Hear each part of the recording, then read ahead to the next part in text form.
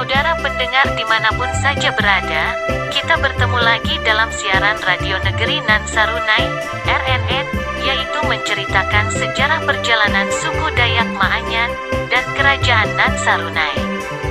Selamat mendengarkan. Nan Sarunai Usak Jawa, pertanda buruk, penyerangan pasukan Laksamana Nala. Peperangan terjadi di negeri Nan Sarunai. Tewasnya Raden Anyan dan Laksamana Nala. Raden Anyan dibangkitkan, dan terpecahnya Pangunraun jatuh yang sudah diceritakan di episode 3. Dan selanjutnya kita akan menceritakan di episode yang keempat, serangan balasan ke Majapahit. Gunung Rumung Gumi Ipah Bawai. Persiapan serangan balasan.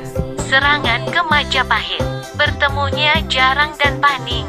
Persiapan serangan balasan ke Majapahit.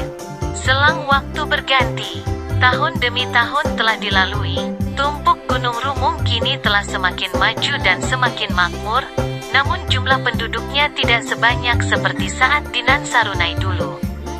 Sesuai dengan pengalaman pahit mereka saat diserang secara mendadak dan habis-habisan oleh pasukan negeri seberang tanpa adanya persiapan.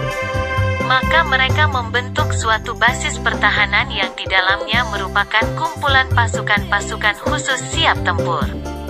Para pasukan ini dilatih dan berlatih secara terus-menerus, baik dalam segi keahlian berperang, strategi dan penggunaan senjata mandau dan sumpit serta hal-hal lain yang dibutuhkan di dalam pertempuran.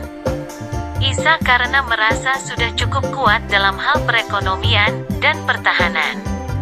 Muncullah suatu keinginan dari mereka untuk melakukan serangan balasan ke Kerajaan Majapahit dan menjemput kembali salah satu saudara mereka yang telah diculik pada masa penyerangan prajurit Kerajaan Majapahit di bawah pimpinan Laksamana Nala, Udayar, dan Panglima Andringau, yaitu Dara Amas Tukal Banang, Suraibu Mirah Rawai Wali beserta pusaka-pusaka yang juga telah ikut dijarah dan dibawa ke Majapahit.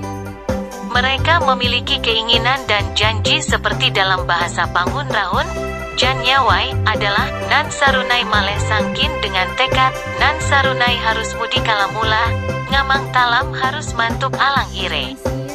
Nan Sarunai harus mudi kalakare jatuh, ngamang talam harus mantuk alang balariwu, yang artinya bahwa Nan Sarunai harus kembali seperti kejayaan semula. Keputusan sudah didapatkan di antara mereka dan sepakat untuk melakukan serangan balasan atas apa yang telah dilakukan Kerajaan Majapahit terhadap mereka. Sebelum berangkat, mereka mempersiapkan segala perlengkapan dan peralatan, seperti persenjataan serta alat transportasi untuk menyeberangi lautan luas Nusantara yaitu Banawa Samau. Menurut cerita, Banawa Samau adalah suatu alat angkut yang digunakan pada perairan. Konon katanya bentuknya seperti perahu besar dan panjang, memiliki sayap di samping kiri dan kanannya. Perahu ini memiliki kecepatan bila meluncur di air dan yang dengan sayapnya terkadang bisa melesat ke udara. Mungkin agak aneh bila kita bayangkan sebuah perahu di perairan memiliki sayap dan bisa terbang. Namun tidak ada yang mustahil di dunia ini selagi hal itu bisa terjadi sesuai yang Tuhan inginkan. Terlebih pada zaman saat itu yang penuh dengan keajaiban-keajaiban yang hampir tidak bisa dijelaskan oleh akal pada zaman kita saat ini. Semangat dan keyakinan mereka telah menjadikan apa yang tidak mungkin bagi kita saat ini tapi menjadi mungkin pada zaman itu. Serangan ke Majapahit. Persiapan telah dilaksanakan. Saatnya mereka untuk berangkat. Sebelum memulai perjalanan mereka terlebih dahulu melakukan upacara ritual memohon kelancaran dan keberhasilan misi mereka untuk menyerang Kerajaan Majapahit dan membebaskan saudara mereka yang telah diculik, serta merebut kembali pusaka-pusaka yang telah dirampas pada waktu Nan Sarunai diserang oleh pasukan Laksamana Nala atau Udayar. Setelah selesai melakukan ritual doa, lalu para pasukan Dayak yang dipimpin oleh Jarang anak Raden Anyan, Amah Jarang, berangkat menggunakan Banawa Samau melintasi lautan luas menuju Pulau Jawa. Setelah melalui perjalanan yang cukup jauh, Raden Anyan beserta para pasukannya telah sampai di bibir pantai Jawa pada malam hari. Setelah turun ke daratan, Jarang melihat cahaya lampu dari kejauhan yang ternyata adalah sebuah pemukiman penduduk. Dia memiliki rencana untuk mencari informasi keberadaan Dara Amas Tukal Banang Saurai Bumirah Rawai Wali yang telah diculik pada peperangan sebelumnya. Semakin dekat maka semakin jelaslah terlihat keadaan di sekitar pemukiman itu, dan ternyata tempat tersebut bukanlah seperti yang dikira oleh mereka. Dari kejauhan mereka mengira cahaya lampu tadi berasal dari sebuah desa para penduduk, tapi alangkah kagetnya mereka bahwa cahaya tersebut ternyata berasal dari tempat seperti daerah pertahanan. Karena terlihat begitu banyak prajurit kerajaan Majapahit yang sedang berkumpul dan melakukan penjagaan di tempat tersebut. Jumlah pasukan Jarang memanglah tidak sebanding dengan jumlah musuh yang akan mereka hadapi itu. Akan tetapi itu juga merupakan sebuah peluang yang baik untuk melakukan penyerangan secara diam-diam. Dengan keahlian mereka yang mampu menembus malam, sedikit demi sedikit pasukan musuh yang berada di luar tembok pertahanan ditumbangkan. Dan kini saatnya untuk masuk ke dalamnya. Lalu berbicaralah Jarang kepada seluruh pasukannya menggunakan bahasa Janyawai. Punawa Jawa Nunung Hatumandri, Mainau Tahik Uras Galis Kayem. Luwowa ngalumut tangis Here Jawa. Kala apen wani daya panai angar nyujuk iyeng malam. Setelah itu bersama-sama Jarang beserta pasukannya langsung masuk dan menyerang para musuh yang pada saat itu tidak sadar bahwa mereka akan kedatangan tamu yang kuat dan buas. Pertempuran di dalam kegelapan terjadi. Jumlah yang sedikit bukanlah masalah bagi Jarang dan pasukannya. Dengan segala keahlian dan kegesitan mereka secara pandainya menjatuhkan musuh yang pada saat itu masih tidak menyangka bahwa mereka akan diserang secara habis-habisan. Namun memang tidak bisa dihindari, di dalam pertempuran, korban pasti akan ada yang jatuh di antara kedua belah pihak, tidak terkecuali pasukan Pangungraun jatuh. Bertemunya Jarang dan Paning. Begitu banyak mayat bergelimpangan akibat pertempuran yang begitu ganasnya. Hampir seluruh bangunan telah habis terlalap api. Teriakan kemarahan, amukan, panasnya kobaran api seakan menggambarkan hadirnya neraka di tengah dunia yang tadinya sunyi dan kelam. Tidak bisa dibendung dan tidak bisa ditahan. Serangan para pasukan Pangunraun jatuh yang secara keras dan terus-menerus telah menjatuhkan banyak korban dari pihak musuh. Melihat bahwa mereka diambang kekalahan, maka tidak menunggu perintah para prajurit Majapahit yang masih hidup serentak mundur dan lari ke tengah hutan meninggalkan pertempuran. Namun masih ada satu pemuda yang bertahan dan masih bertempur melawan pasukan-pasukan Jarang dengan gigihnya. Walaupun telah ditinggalkan oleh seluruh teman menyerah, temannya, dia memilih untuk tetap untuk tidak lelah. Mungkin itu sebutan yang tepat untuk keadaan pemuda Jawa yang mati-matian terus bertempur dengan pasukan Jarang.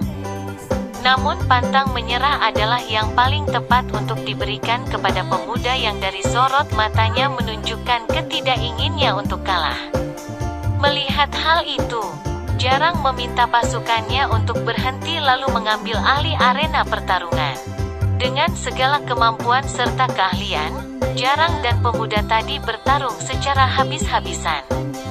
Satu pukulan dibalas satu pukulan, satu tebasan dibalas satu tebasan. Namun tidak ada yang jatuh, tidak ada yang terluka dan tidak ada yang menyerah. Pertarungan seakan terlihat seri.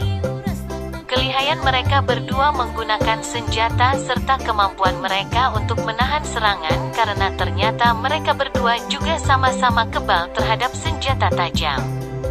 Membuat orang lain yang menonton pertarungan mereka berdua menjadi terkagum-kagum. Merasa heranlah Jarang terhadap pemuda itu. Mengapakah pemuda ini begitu kuatnya dibandingkan prajurit Majapahit lainnya? Gumam Jarang di dalam hati.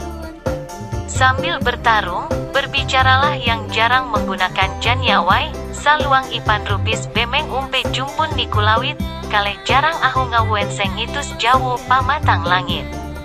Seluang impun rapis bemeng umpe jumpun nisi kulu, kaleh jarang aku ngawenseng bahasa ngitus jawu pamatang uwu.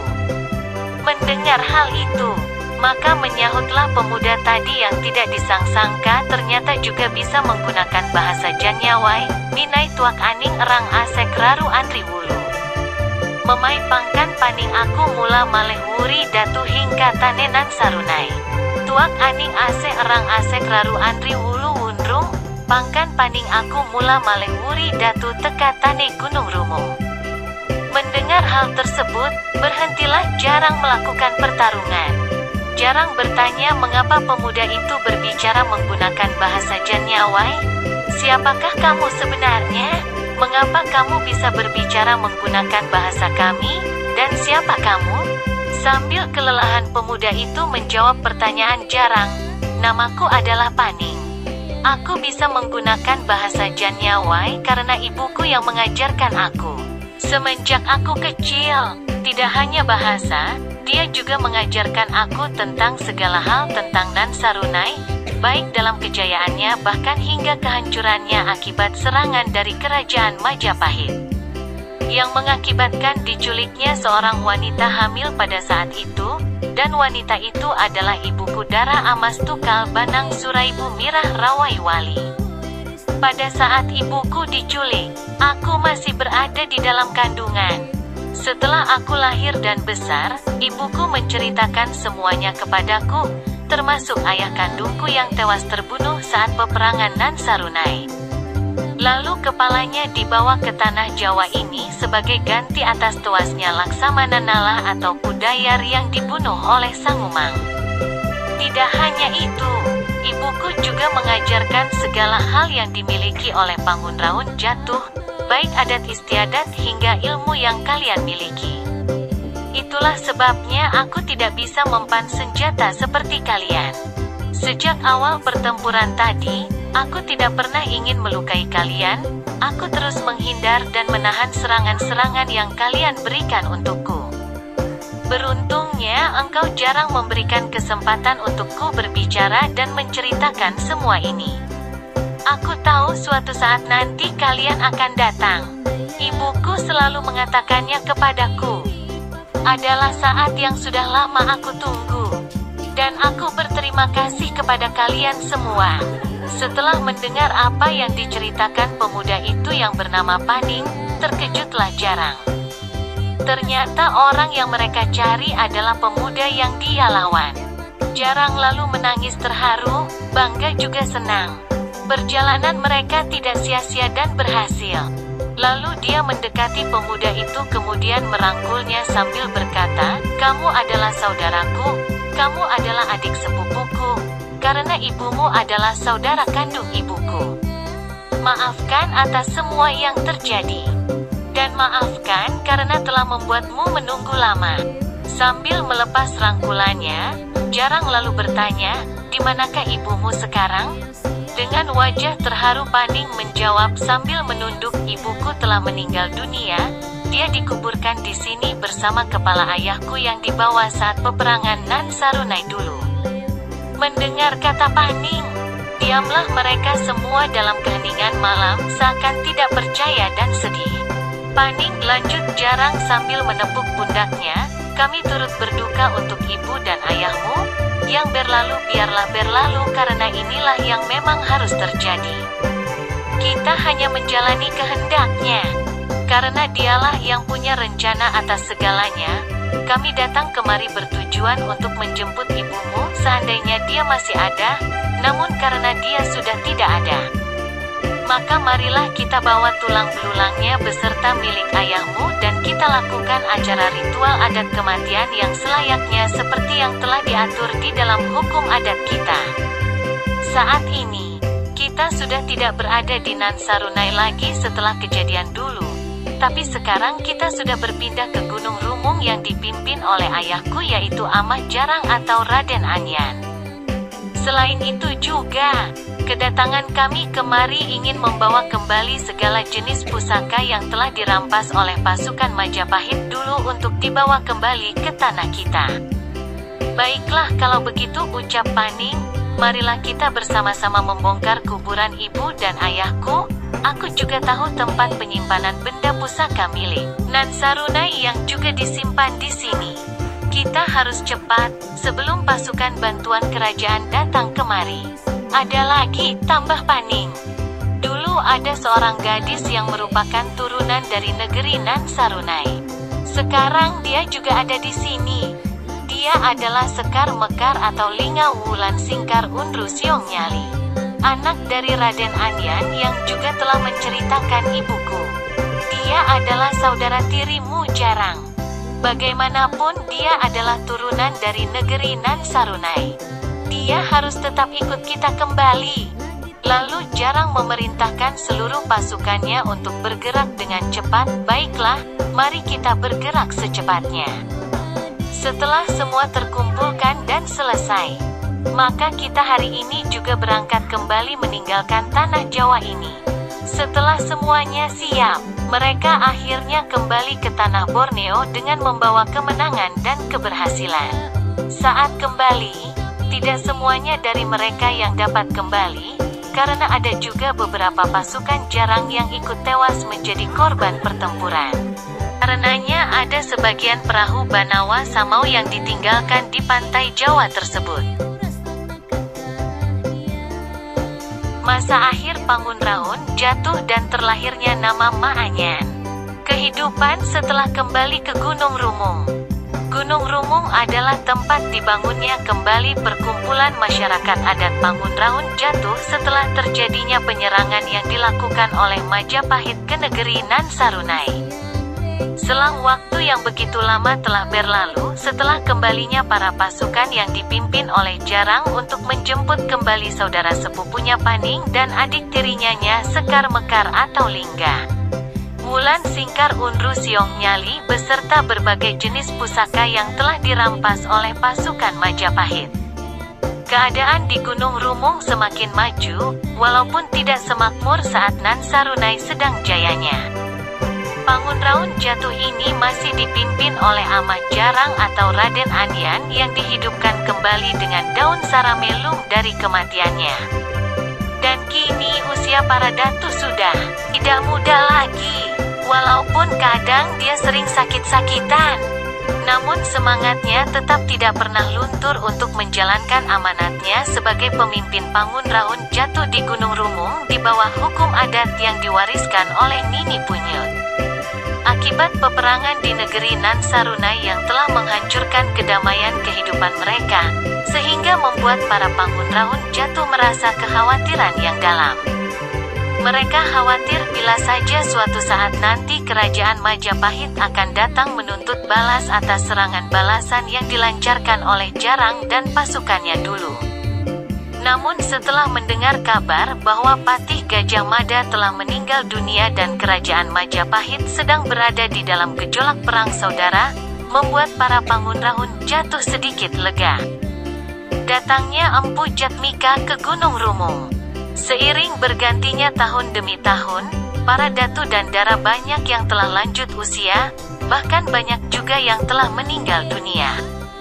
Yang tersisa hanyalah anak-anak mereka, seperti Jarang, Paning, Idung dan lain sebagainya. Hingga pada masanya, para pasukan kerajaan Majapahit kembali datang mendatangi mereka mungkin dengan maksud yang sama, yaitu ingin menguasai kehidupan mereka yang damai. Pada waktu itu datanglah orang-orang bangsawan yang konon katanya berasal dari Keling, Kediri, yang wilayahnya merupakan wilayah kekuasaan Majapahit. Dia adalah Empu Jatmika dan dua orang anaknya, yaitu Lambung Mangkurat dan Mandastana. Beserta rombongan pasukan Bayangkara, pasukan khusus Raja Majapahit, di bawah pimpinan Hulu Balang Arya Megatsari dan 1000 tentara Majapahit di bawah pimpinan Tumenggung Tatajiwa. Karena kedatangan para musuh yang begitu mendadak, sehingga hampir tidak ada persiapan untuk memberikan pertahanan untuk Gunung Rumung. Dibandingkan dengan jumlah pasukan musuh yang begitu besar, maka kecil harapan bisa menang, apalagi selamat. Namun, tetap tidak ada terlihat satupun dari warga Gunung Rumung ataupun Pangunrahun Jatuh yang mundur satu langkah pun untuk lari. Dengan peralatan dan persenjataan apa adanya, mereka akan berjuang hidup dan mati demi mempertahankan kedamaian di negeri mereka. Melihat cara mereka datang ke Gunung Rumung tidak seperti sebelumnya yang penuh dengan keganasan seperti binatang buas yang haus akan darah dan daging. Karena sikap mereka yang terlihat kelelahan seakan tidak menandakan adanya suatu ancaman. Lalu majulah salah seorang pemimpin mereka yaitu Empu Jatmika. Dia mencoba menyampaikan maksudnya kepada para Pangunrahun Jatuh, yaitu untuk melakukan perundingan. Dan tiba-tiba, majulah Paning sebagai perwakilan dari Gunung Rumung. Sengaja Paning mewakili bangsanya atas permintaan Amat Jarang atau Raden Anyan, karena dia tahu bahwa Paning telah tumbuh besar di negeri seberang yaitu di Kerajaan Majapahit. Jadi dengan harapan agar perundingan ini bisa berjalan dengan baik tanpa ada perselisihan akibat kesalahpahaman bahasa ataupun budaya, maka Paninglah yang terasa cocok untuk mengatasi masalah tersebut. Dan karena itu juga Paning diberi gelar oleh saudaranya sebagai Paning Helang Ranu, Turus Helang Watang, yang bermakna seorang penengah atau perantara antara Gunung Rumung dan Majapahit. Perundingan bersejarah. Pada waktu perundingan, para pemimpin dari pihak lawan dipersilahkan masuk ke dalam balai tempat musyawarah Pangunrahun Jatuh. Pada saat perundingan, perdebatan-perdebatan terkadang muncul, hingga akhirnya mendapatkan perundingan dan jalan keluar yang disepakati bersama. Adapun hasil dari perundingan tersebut adalah 1. Perkumpulan organisasi masyarakat adat Pangunrahun Jatuh masih berhak mengatur tata kehidupan mereka di Gunung Rumung.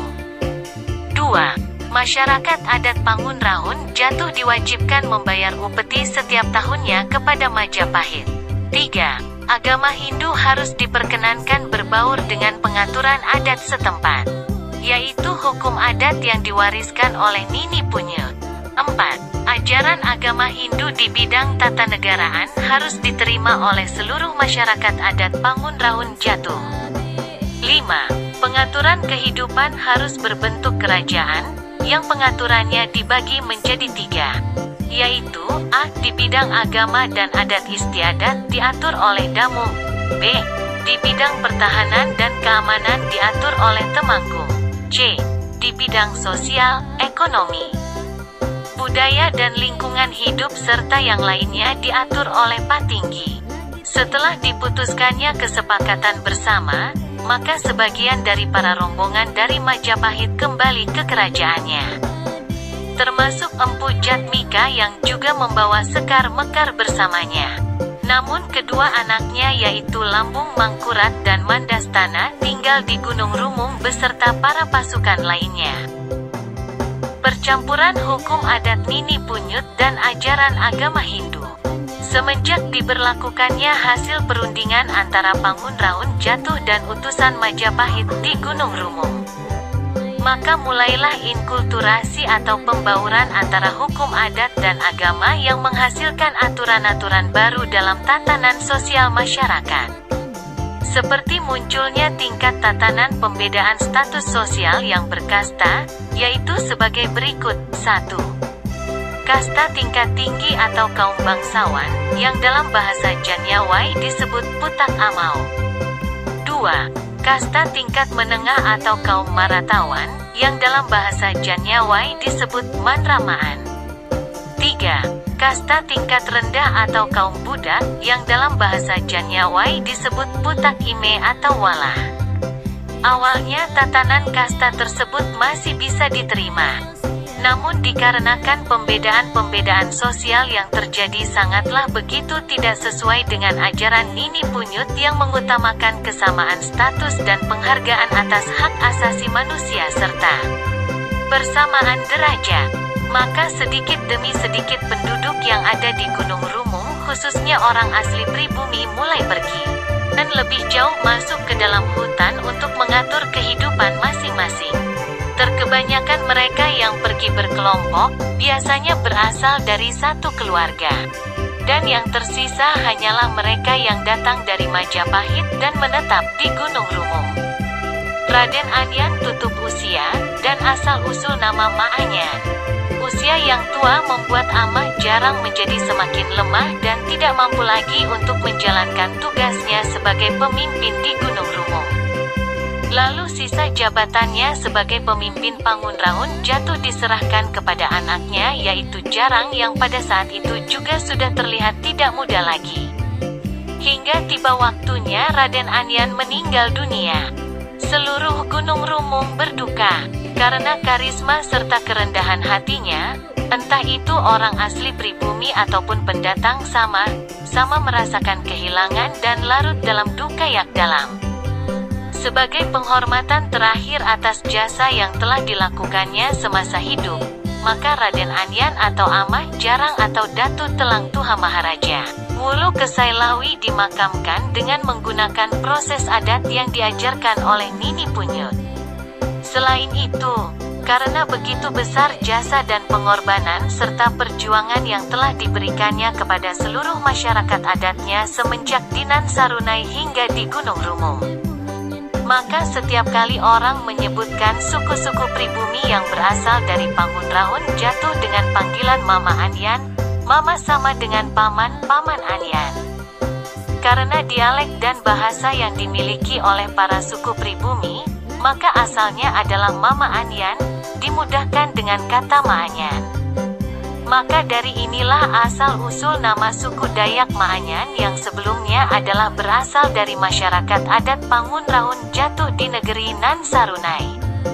Setelah Raden Anyan meninggal, masyarakat adat dengan nama Pangunraun jatuh sudah tidak digunakan lagi, karena secara perlahan mereka yang berasal dari turunan Nansarunai disebut dengan suku Ma Anyan atau dalam artian suatu suku yang dimiliki oleh Raden Anyan, pemimpin dari negeri makmur dan kaya yaitu Nansarunai. Gunung Rumung dan Kahuripan.